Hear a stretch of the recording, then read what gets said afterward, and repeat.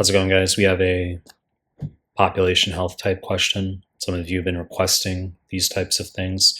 A lot of text. I mean, I don't really know what to tell you. So this is good for pharmacology, OM&G, the primary, secondary, tertiary prevention stuff. Not a dramatic question, but let's just whip through. So you have this 36-year-old woman with rheumatoid arthritis, and for 4 years, she was on diclofenac, a very potent NSAID, esomeprazole, proton pump inhibitor, to prevent ulcers while she's on the NSAID, and then methotrexate's first-line DMARD for rheumatoid arthritis almost always.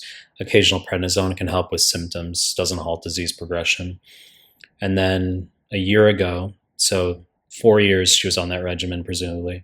A year ago, she had a peptic ulcer, and it fully resolved when we temporarily stopped the NSAID and put her on acetaminophen. Okay, so acetaminophen, it's a centrally acting COX inhibitor. It does not carry increased risk of gastric/duodenal ulcers. When NSAIDs induce peptic ulcers, peptic can refer to gastric and or duodenal.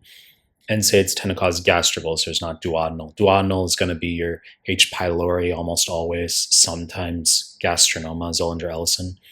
But the point is, acetaminophen is a safe alternative. The only problem is for patients with moderate pain and higher, it tends to have minimal effect. So we tried it out.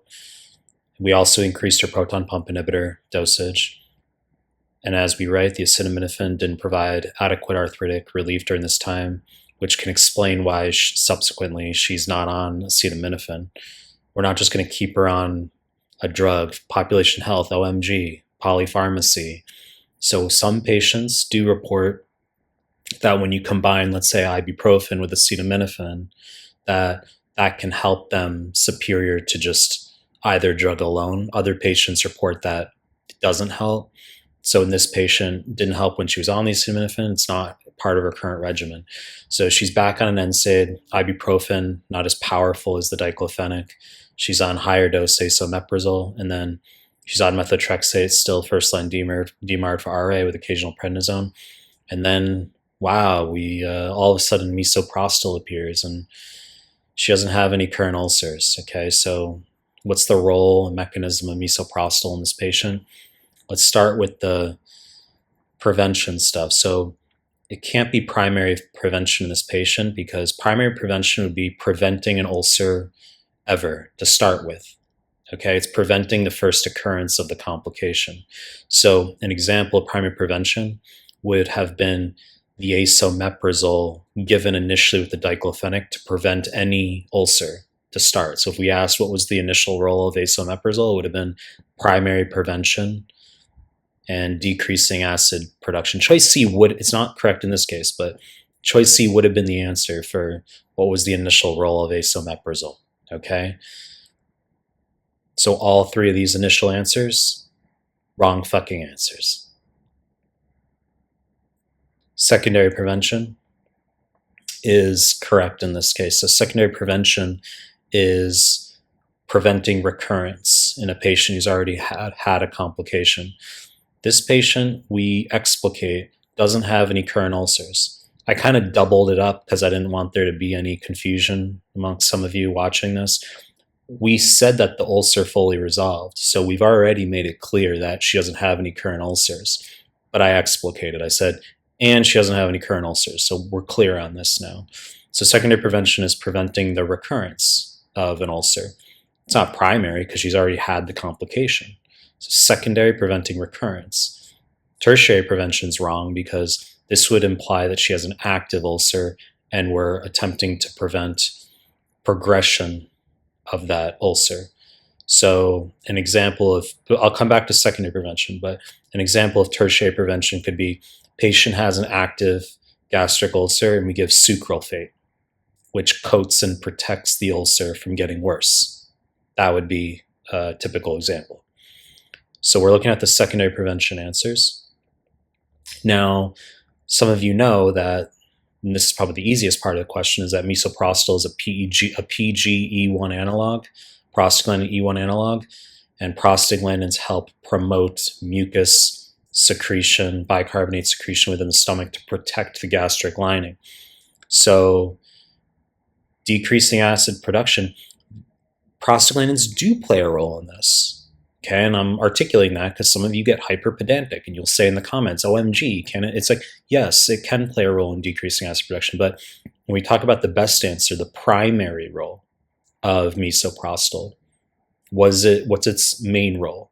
Its main role in terms of ulcers in the stomach is not decreasing acid production, it's stimulating the mucosal barrier and bicarbonate production.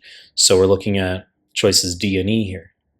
And then this is arguably the hardest part, which is just the correct answer is D, foveolar cell binding. You say, what the fuck is a foveolar cell? These are actually just cells in the stomach that line the opening of the gastric pits. So the EP3 receptors for prostaglandin in the stomach are on the foveolar cells. Foveolar cells are what secrete mucus and bicarbonate production in the stomach. There's mucus neck cells as well. That can actually be another name for the foveolar cells, mucus neck cells within the stomach. But the parietal cell is not the main binding site for prostaglandin, for the PGE1 analog. Okay, so threw a little tricky histo in here. It's not a big deal. Okay, so we discussed the primary, secondary, tertiary prevention. We're preventing recurrence of the ulcer by giving misoprostol. That's our secondary prevention.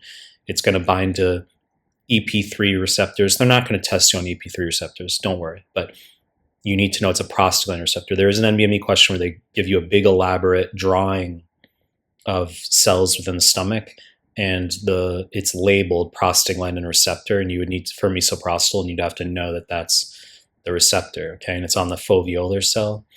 And then I'll just close by saying, if you're forced to choose between a proton pump inhibitor and misoprostol for what's the initial drug a patient would be on to prevent ulcers, it's PPI. I've made prior clips talking about this stuff. There's a question I made way back where I had misoprostol as an answer initially over a proton pump inhibitor. Caused a lot of confusion with some students. So you should just know that patients who are going on NSAIDs, such as diclofenac, they would initially be prescribed a PPI to prevent ulcers.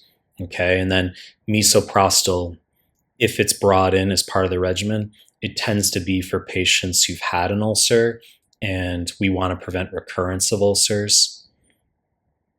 Choice D, correct answer.